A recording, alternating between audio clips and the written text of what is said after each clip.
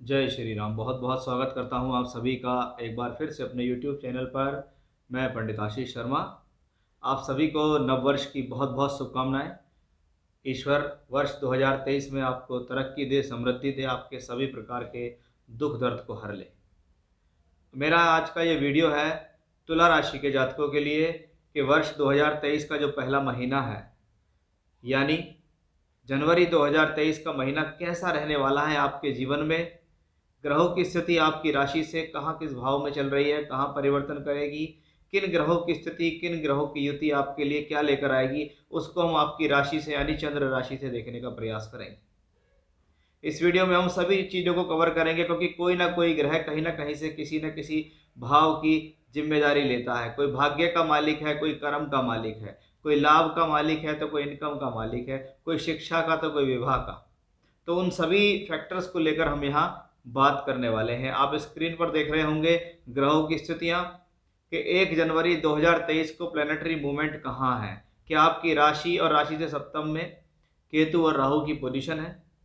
राशि से तीसरे घर में देखें तो सूर्य बुध हैं, चौथे घर में शुक्र शनि का राजयोग है, छठे भाव में है बृहस्पति का गोचर, और सप्तम में राहु और अष्टम भाव में मंगल की स्थिति है। इस महीने अगर देखें तो सूर्य 14 जनवरी को राशि परिवर्तन करेंगे और मकर में पहुंच जाएंगे, जिसको हम मकर संक्रांति बोलते हैं। तो वहीं शुक्र की स्थिति 22 जनवरी को राशि परिवर्तन करेगी और 17 जनवरी को होगा एक बहुत मेजर चेंज। वो होगा शनि का, कि शनि राशि से चौथे घर में अब तक चल रहे थे, शनि की ढैया से मुक्त होंगे और राशि से पंचम भाव में शनि का ट्रांजिट हो जाएगा, जिसको शास्त्रों में शनि की पनौती कहा गया। तो इन सभी विषयों पर हमारा आज की चर्चा विशेष रहने वाली है। मैं किसी भी कुंडली को, किसी भी राशि को प्रधानता देता हूं कि भाई उसकी राशि का मालिक मजबूत होना चाहिए, उसके लगन का मालिक मजबूत होना चाहिए। यदि आपकी राशि या लगन का मालिक स्ट्रांग है गोचर में या कुंडली के अंदर, तो आप कहीं ना कहीं जीवन में राइज करते हैं। अब गोचर के अंदर देखें कि चंद्रमा से चौथे घर में राशि का मालिक है, कि राशि का मालिक सुख स्थान में है। ये जनरल हैप्पीनेस के लिए बहुत अच्छा माना जाता है। ये सुख शांति देने वाला होता है, ये आत्मविश्वास बढ़ाता है, सम्मान दिलाता है, हेल्थ इश्यूज को दूर करता है, मन की प्रसन्नता देता है। राशि से चौथे घर का शुक्र दिग्बली होता है। इस दौरान परिवार के अंदर किसी प्रकार की खुशहाली या कोई सुख साधन खरीद लेना या कोई सुख समृद्धि का बढ़ जाना, या कभी कभी छोटा मोटा वाहन परचेज कर लिया, कोई इलेक्ट्रॉनिक आइटम्स खरीद लिया, वह भी इसी राशि से दिखता है। कि राशि से चौथे में शुक्र होता है तो सुख संपन्नता के लिए जाना जाता है, क्योंकि चौथे घर का शुक्र दिग्बली होता है। दिग्बली शुक्र अपने कारकत्वों में वृद्धि करता है। तो ये स्थिति अपने आप में बहुत मजबूत है। और जब राशि का मालिक मजबूत है तो आपके ऊपर कोई प्रॉब्लम्स कितनी भी आए, लेकिन अकेला उसको ये हल करने में सक्षम है। अब इसके साथ बन रहा है शनि का राजयोग, कि योग कारक शनि का राशि के मालिक शनि के साथ मिलकर एक धन योग भी है और एक राजयोग भी है।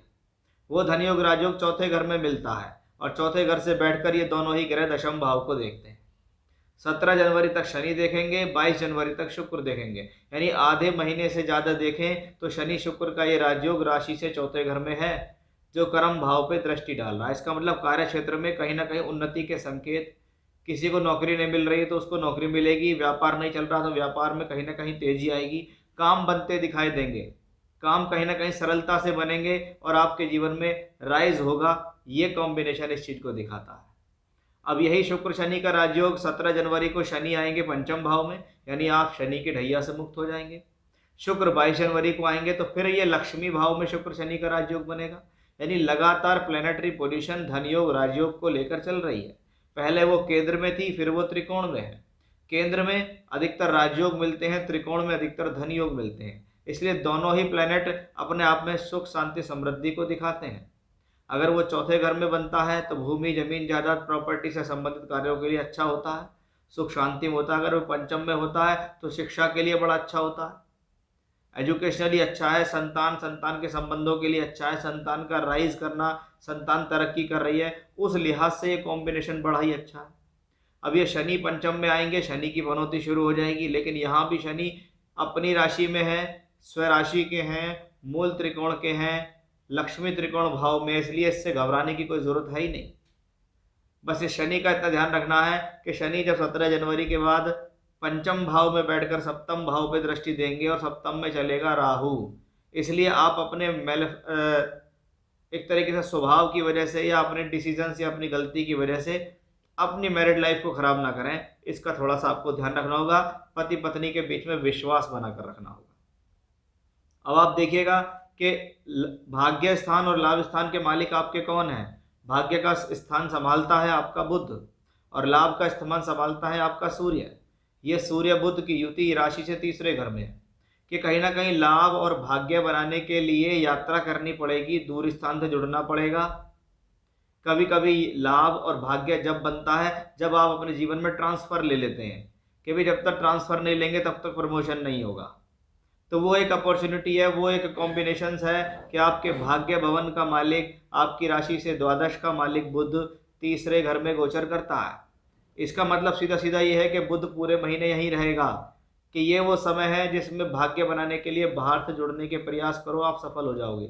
नौकरी परिवर्तन करना, ट्रांसफ़र होना, परिवर्तन के साथ लाभ होना, इसी कॉम्बिनेशन से देखा जाता है। क्योंकि सूर्य 14 जनवरी तक यहीं है।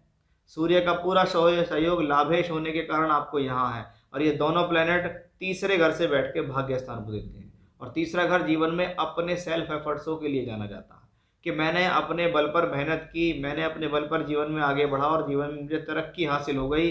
वो थर्ड हाउस से आता है कि मैंने सेल्फ एफर्ट्स करके अपने भाग्य को चमकाया। तो वो एक बेहतरीन संयोग, वो एक बेहतरीन स्थिति सूर्य और बुध की एक अच्छी युति से हमें दिखाई दी। सूर्य 14 जनवरी को मकर संक्रांत होगी और आ जाएंगे मकर में। अब लाभ का मालिक चौथे घर में होगा। अगर इसको लाभ के कॉम्बिनेशन से देखें तो अच्छा है, अगर इसको मदर के हेल्थ इश्यूज से देखें तो अच्छा नहीं है।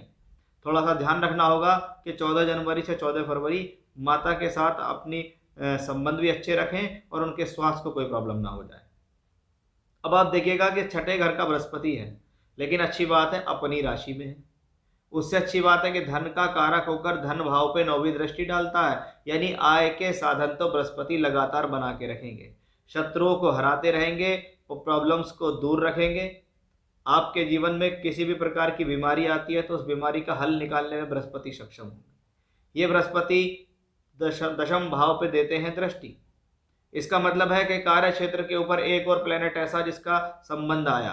पहले शुक्र और शनि का आया था, अब बृहस्पति की भी स्थिति हमें यहाँ दिखाई दी, यानी दशम भाव यानी कर्म क्षेत्र फलता फूलता दिखाई दे रहा है। इस महीने कार्य क्षेत्र में तरक्की दिखाई दे रही है।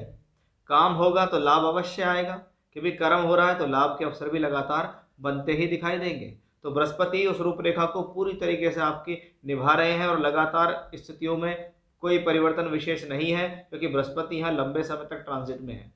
अच्छी बात यह है कि अपनी राशि में है और वक्री नहीं।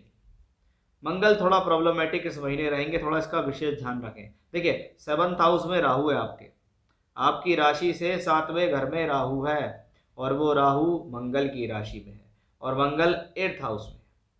अब सप्तम भाव का मालिक अष्टम में और राहु सप्तम में है, वो भी मंगल की राशि में और वो भी मंगल अष्टम में। इसलिए सबसे पहली बात, आपकी मिसअंडरस्टैंडिंग की वजह से आपके वैवाहिक जीवन में तनाव नहीं आना चाहिए।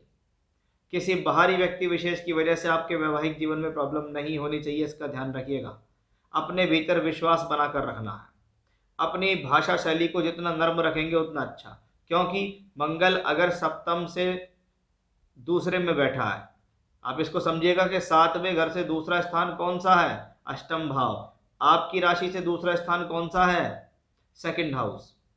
अब मंगल अष्टम से बैठ के दूसरे को देखेगा, यानी एक बार अगर कहते हैं ना भाषा शैली खराब हो गई, हस्बैंड वाइफ के बीच आर्गूमेंट्स हो गए, तो वो फिर रुकेंगे नहीं, फिर दोनों तरफ से कटाक्ष भरी बातें होंगी, दोनों तरफ से काफ़ी प्रॉब्लम्स हो जाएंगी।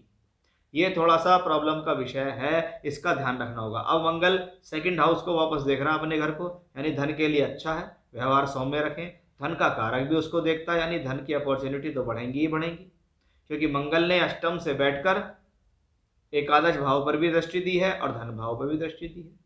जब सप्तम का मालिक अष्टम में वक्री हो जाता है तो ऐसी स्थिति में लाइफ पार्टनर को हेल्थ इश्यूज भी आते हैं, इसको भी आपको थोड़ा ध्यान रखना होगा। साथ ही साथ ऐसी स्थिति में पति और पत्नी या जिनकी शादी नहीं हुई है वो या जिनकी हो गई है वो दोनों ही लोग मिलकर या अकेले हनुमान जी की आराधना जितना ज़्यादा से ज़्यादा करते रहोगे इस महीने, उतना ही आपके लिए बहुत बेहतर रहेगा। क्योंकि ग्रह सूर्य हो, बुध हो, बृहस्पति हो या शनि शुक्र का राजयोग हो, ये सभी चारों पांचों ग्रह मिलकर जनवरी 2023 में आपको प्रबल धन योग देने में सक्षम है। अब जो जितनी सामर्थ्य से काम कर रहा है उसको उतनी सामर्थ्य के हिसाब से धन भी मिलेगा। तो बहुत अच्छा समय है, अच्छी शुरुआत होने वाली है वर्ष 2023 की। तो ये था मेरा आज का विषय। फिर से इसी प्रकार की जानकारी लेकर आपके सामने हाजिर होऊंगा। तब तक के लिए बने रहिएगा मेरे साथ। जय श्री राम।